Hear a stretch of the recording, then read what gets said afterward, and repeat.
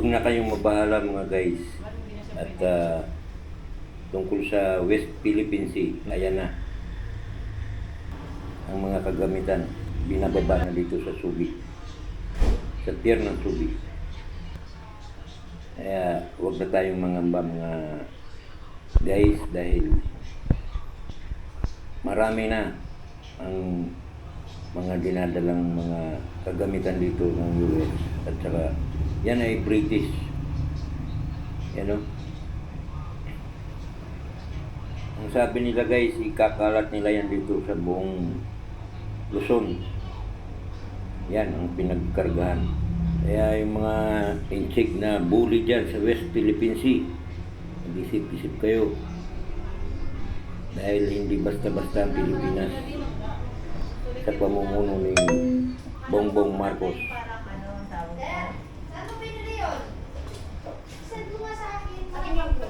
Kahit ako mga guys, ayaw kong magkagera. Pero kung talagang gagawin ng China yan, ay mapipilitan din akong lumaban.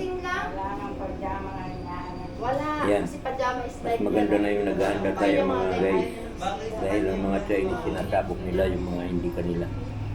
Yan, sa Sambales, napakaraming pier ang pinagagawa ng mga Chinese. Ewan ko sa opisyal ng gobyerno ng Sambales, bakit nila pinapayagan.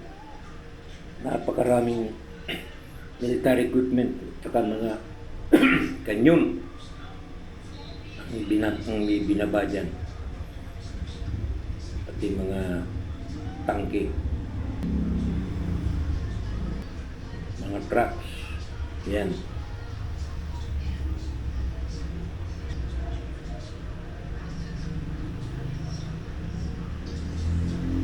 Napakarami mga guys, at saka yung mga sundalo, napakarami rin. Kaya ano sa palagay nyo mga guys? Gera na ba to o naghahanda lang? Napakarami guys. British Army to, mga British Army. Ayan guys, so binababa nila.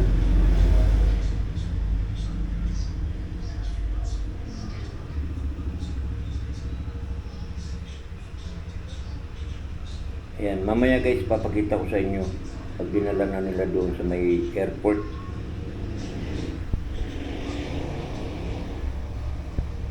Ayan, mga humbig. Halos kompleto, mga guys. Mga bala, kanyon. Wala pa. Lahat. Oo. Ayan, mga sundalo, mga guys. Mga British.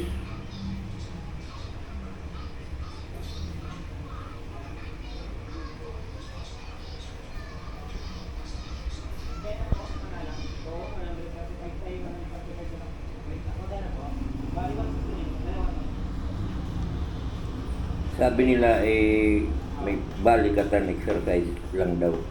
Pero sa palagay ko, sa sobrang dami ng mga armas nila na dinala dito sa Pilipinas, parang paghahanda na ito para depensahan ng Pilipinas. Dahil hindi nagpapapigil ang China sa pambubuli sa atin.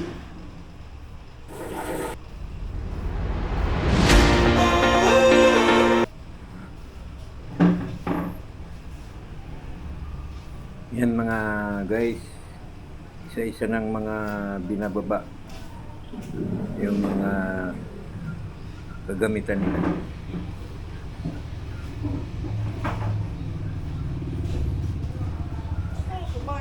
Umalis ka. Sino? Kala ko umalis ka. Ayan na mga guys, yung dinala na nila dito sa sa airport, yung mga gamit nila. Yan.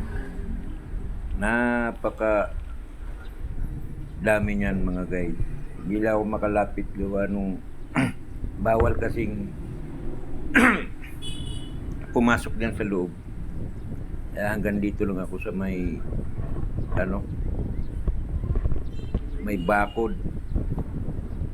Ayan mga guys. Kaya sa mga kumukontra dyan sa presensya nila dito, mag-isip-isip muna kayo. Dahil hindi pupunta yan mga yan dito kung wala silang naaamoy na hindi maganda.